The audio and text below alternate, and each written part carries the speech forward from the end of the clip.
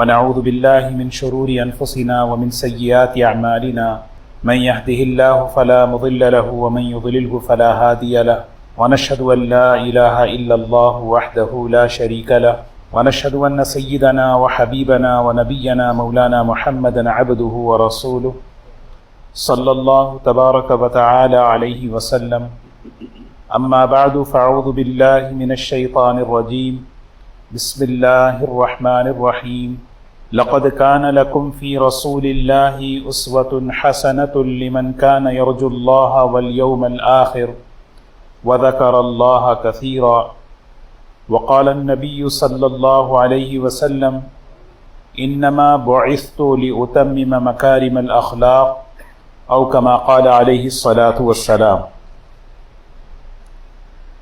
قابل احترام بزرگ و دوستو، نبی کریم صلی اللہ علیہ وسلم کے مبارک اخلاق اور آپ کے مبارک جو صفات ہیں، یہ اللہ تعالیٰ کی بہت بڑی نعمت ہیں اور ہم سب کے لیے ایک بہت بڑا سرمایہ ہیں، جس کی روشنی میں، جس کی رہبری میں ہمیں اپنے آپ کو بنانا ہے اور اپنی زندگی کو سنوارنا ہے۔ ایک ایک بات اگر ہماری زندگی میں آئے اور ہمارے گھروں کی زندگی میں آئے، وہ رحمتیں، وہ برکتیں اللہ تبارک و تعالی ہماری زندگیوں میں لائیں گے۔ اللہ تعالیٰ نے آپ کو پسند کیا ہے اور آپ کے اخلاق کو پسند کیا ہے، وہ اخلاق ہمارے اندر پیدا ہوں، اللہ تبارک و تعالی ہمیں بھی پسند فرما لیں۔ اور یہ سب سے بڑی چیز ہے۔ دنیا میں انسان مختلف مزاجوں کے ساتھ رہتا ہے۔ اللہ تعالیٰ کی یہ بہت بڑی قدرت کی نشانی ہے کہ اللہ تعالیٰ نے ہمارے شکلوں کو، ہمارے مزاج کو مختلف بنایا ہے۔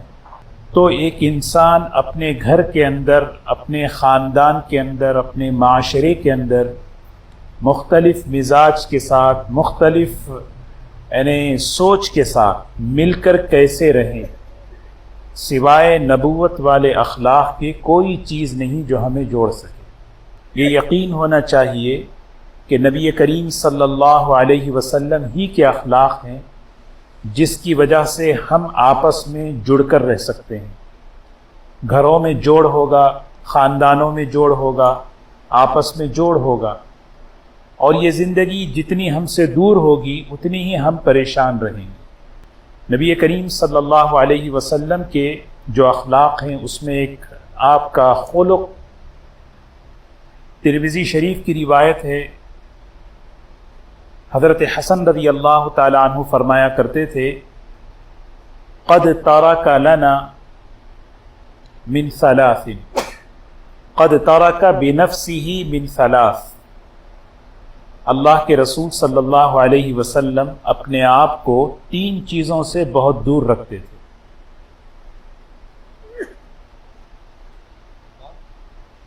یہ بات اس لیے کہی جا رہی ہے کہ یہ ہمارے اندر ہوں کہ آپ کن چیزوں سے دور رہتے تھے۔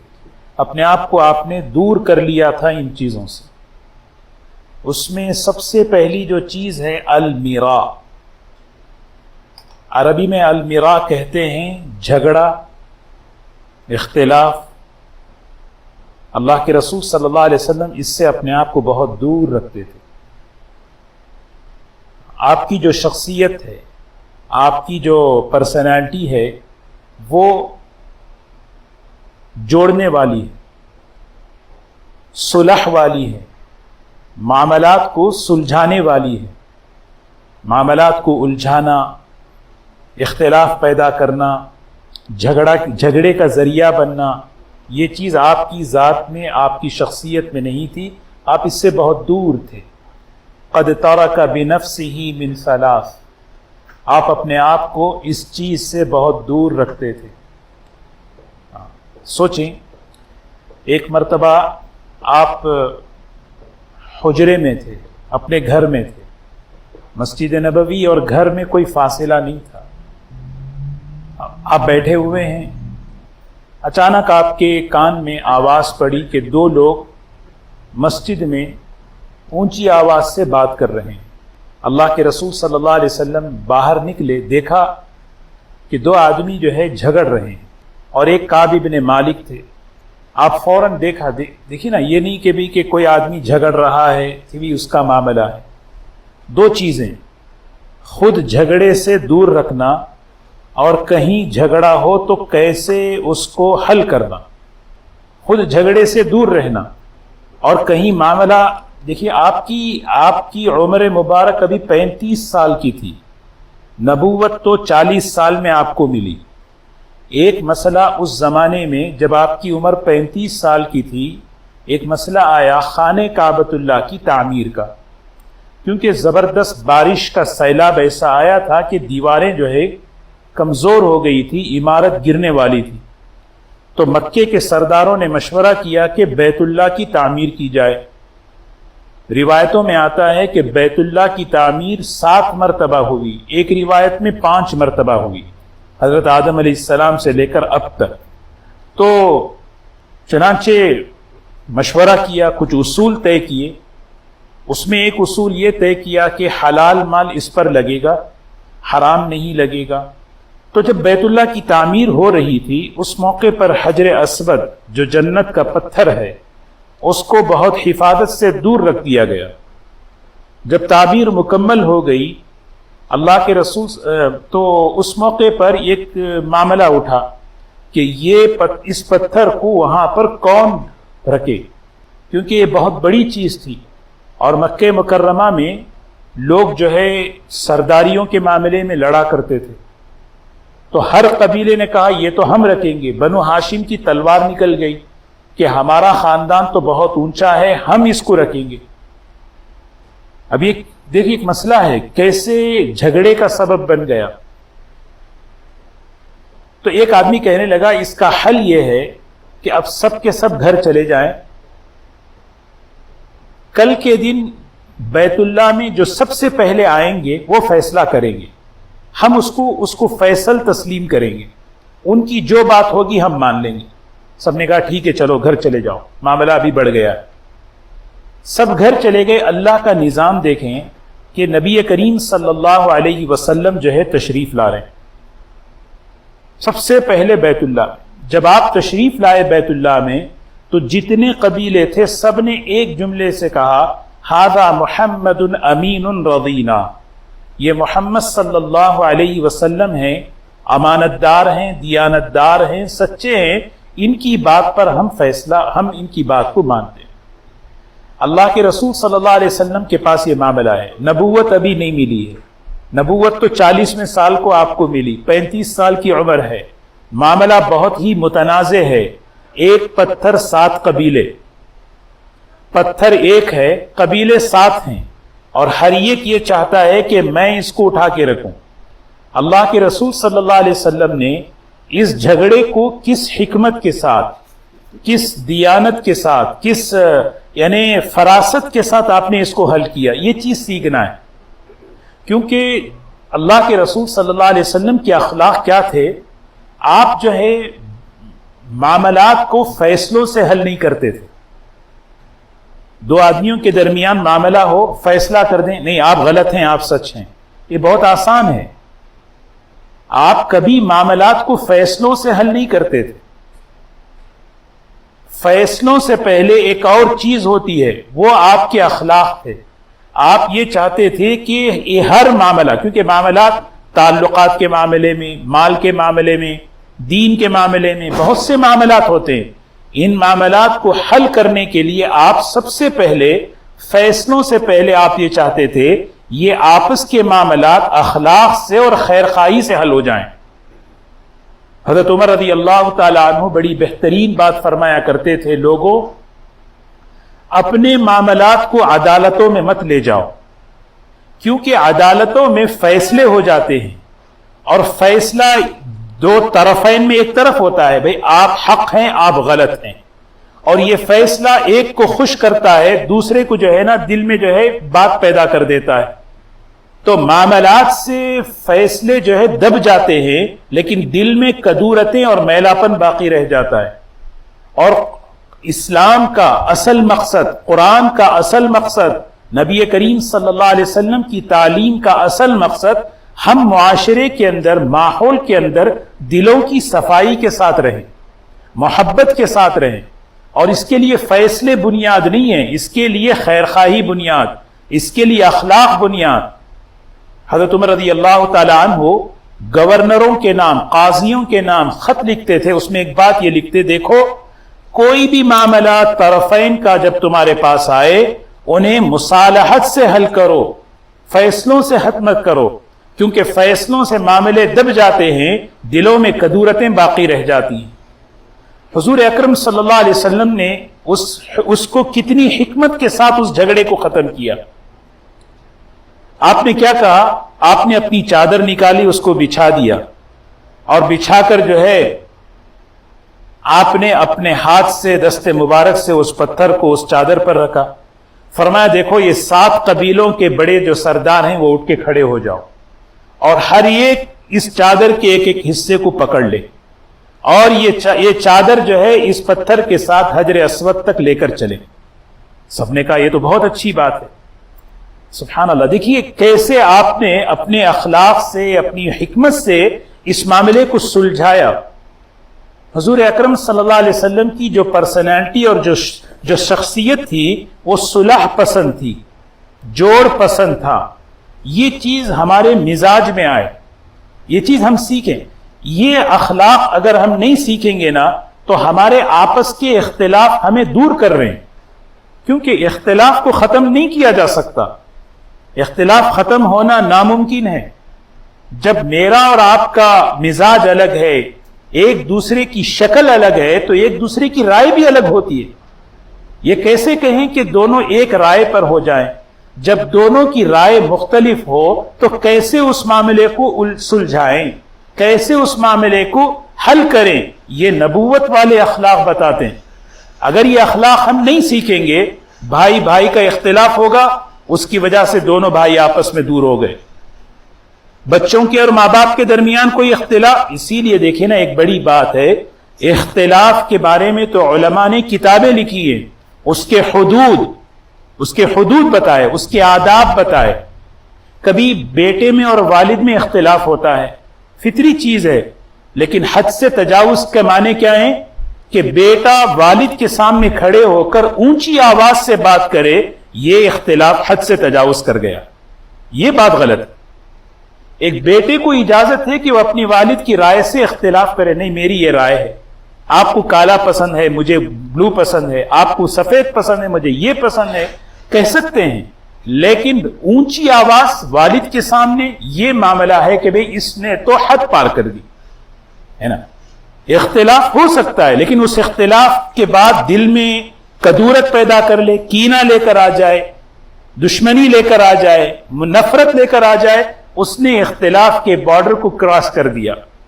تو اللہ کے رسول صلی اللہ علیہ وسلم نے کہا اس چادر کے ایک ایک کونے کو پکڑو اور اس کو لے کر چلو۔ سب نے اٹھایا، سب اس پہ راضی ہوئے اور لے کر چلے۔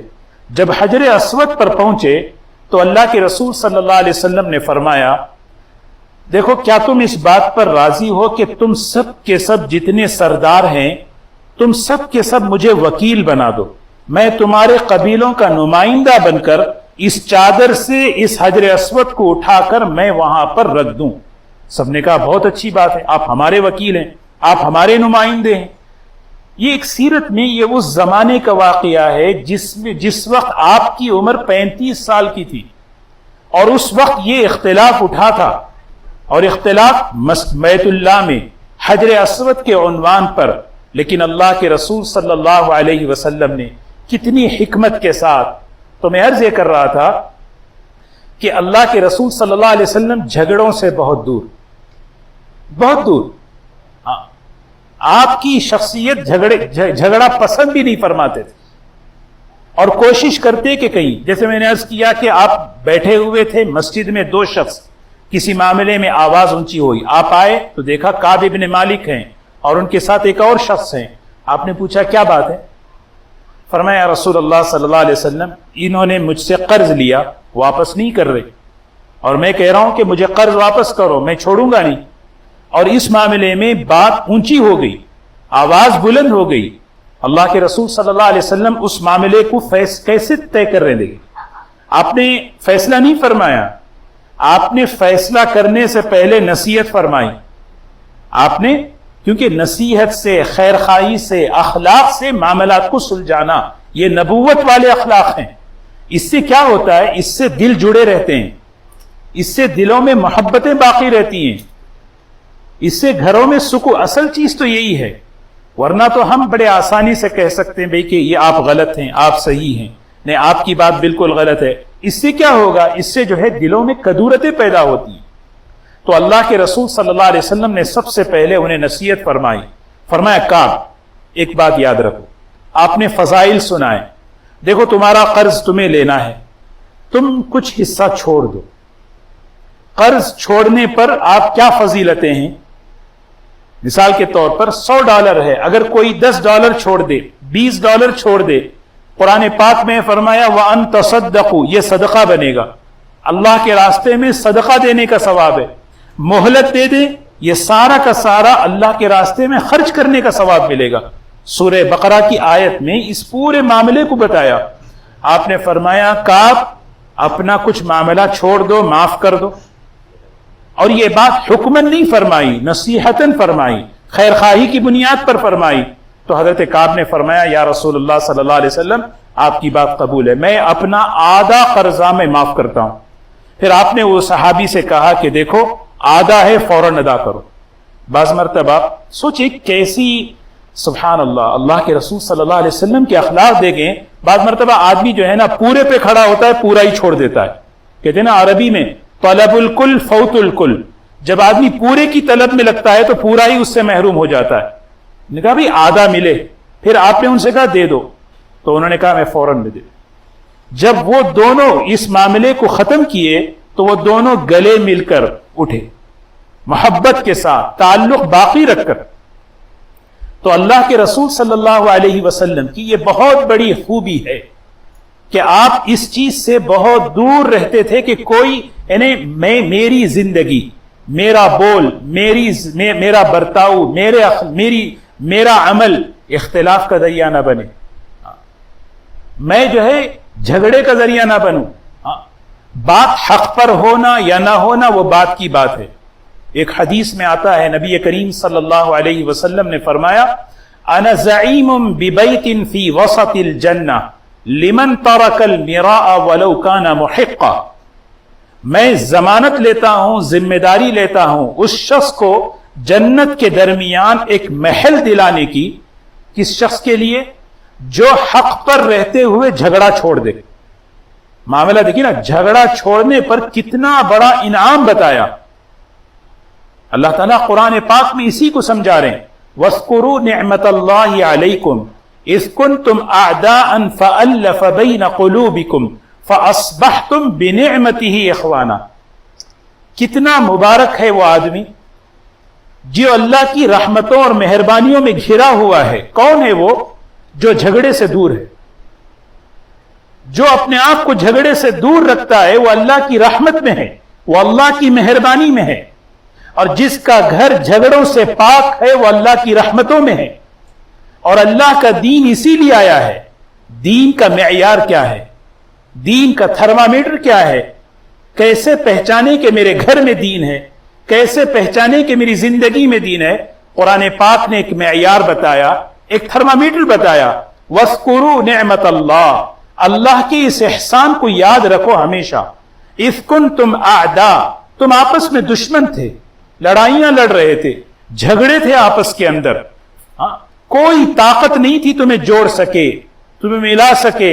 کیسے؟ فَأَصْبَحْتُمْ بِنِعْمَتِهِ، اس اسلام کی برکت سے، قرآن کی برکت سے، نبی کریم صلی اللہ علیہ وسلم کے اخلاق کی برکت سے اللہ نے تمہیں جوڑ دیا.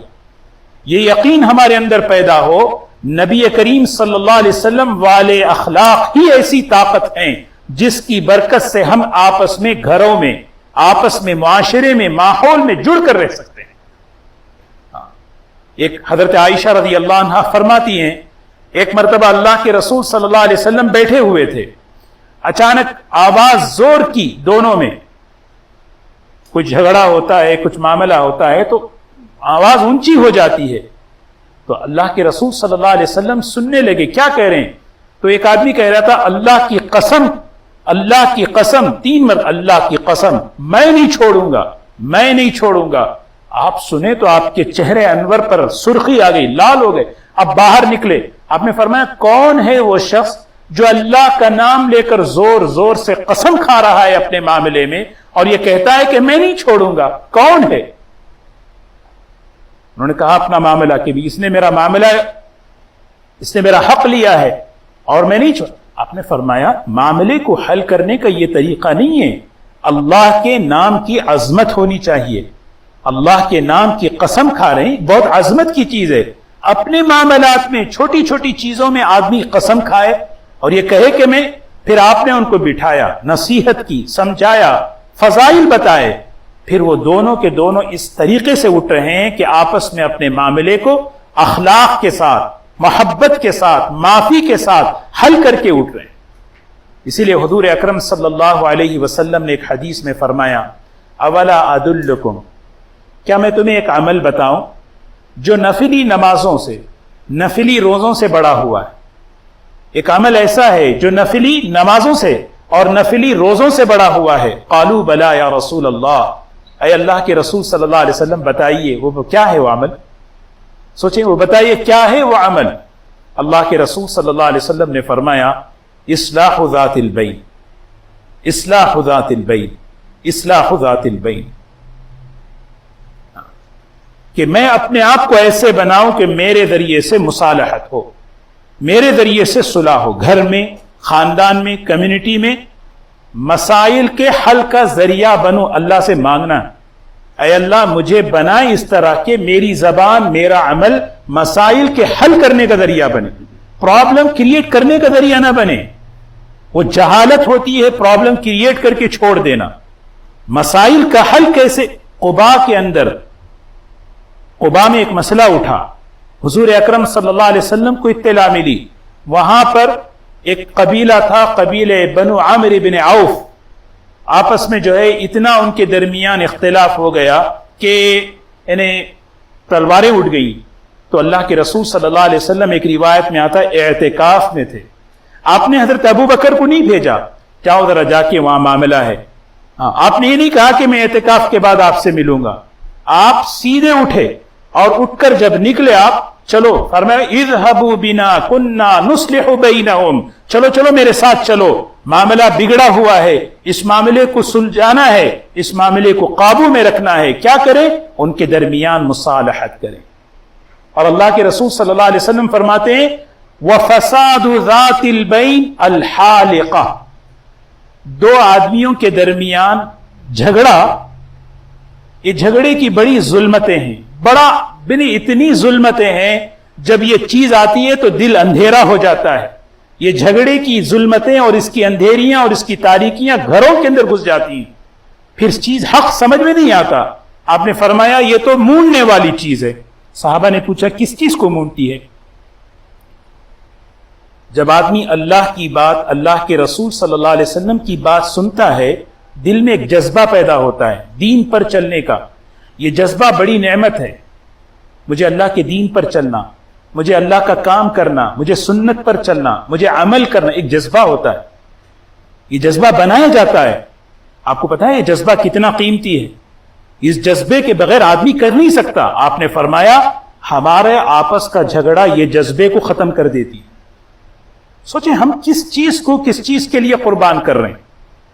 تو اللہ کے رسول صلی اللہ علیہ وسلم کی خوبیوں میں اور آپ کے اخلاق میں ایک بہت بڑی خوبی کہ آپ جھگڑے سے بہت دور رہتے تھے، اور کہیں پہ بھی اگر کوئی معاملہ ہو اس کو فیصلوں سے نہیں۔ میں ایک بات عرض کروں، ضروری نہیں کہ ہر آدمی اخلاق پہ بات سن لے۔ اللہ کے رسول صلی اللہ علیہ وسلم بعض مرتبہ جب بات اخلاق سے نہیں بنتی، معاف کرو، حق چھوڑو، اس پر اگر بات نہیں بنتی تو پھر آپ جو ہے فیصلہ فرماتے، اور آپ کا فیصلہ انصاف پر ہوتا، عادل پر ہوتا۔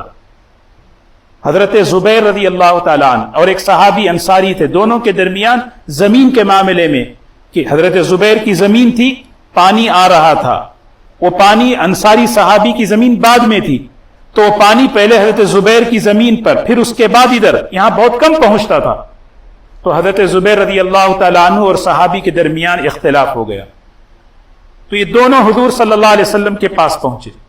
تو آپ نے اپنی سنت کے موافق، آپ اپنے اخلاق کے موافق فیصلہ فرمایا. فرمایا زبیر ایک کام کرو، جتنی ضرورت ہے اتنا پانی استعمال کرو، بقیہ پانی چھوڑ دو، بقیہ پانی چھوڑ دو. تو وہ جو دوسرے آدمی تھے ان کی زبان سے ایک بات نکل گئی، او زبیر چچا زاد بھائی ہیں اس لیے انہوں نے ایسا کہا. آپ کو بہت دکھ ہوا. حضرت زبیر آپ کے پھوپھی زاد بھائی تھے، پھوپھی زاد بھائی ہیں طرفداری کی. آپ کو بہت دکھ ہوا. آپ نے فرمایا بیٹھو، بات اب تک تو اخلاق کی تھی نا، اب فیصلہ ہے عدل پر، انصاف پر. آپ نے فرمایا زبیر ایک کام کرو، پانی جتنا تمہیں ملے اتنا استعمال کرو اور جتنی ضرورت ہوگی اتنا جمع کرو. جمع کرو، پہلے جمع کرو نہیں فرمایا، پھر فرمایا پھر بقیہ ادھر بھیج دو. یہ انصاف ہے کیونکہ پہلے پانی ان کی زمین پر آ رہا ہے. اللہ تبارک و تعالی ہمیں حضور والے اخلاق ہماری زندگیوں میں پیدا فرمائیں. وآخر دعوانا الحمد للہ رب العالمین.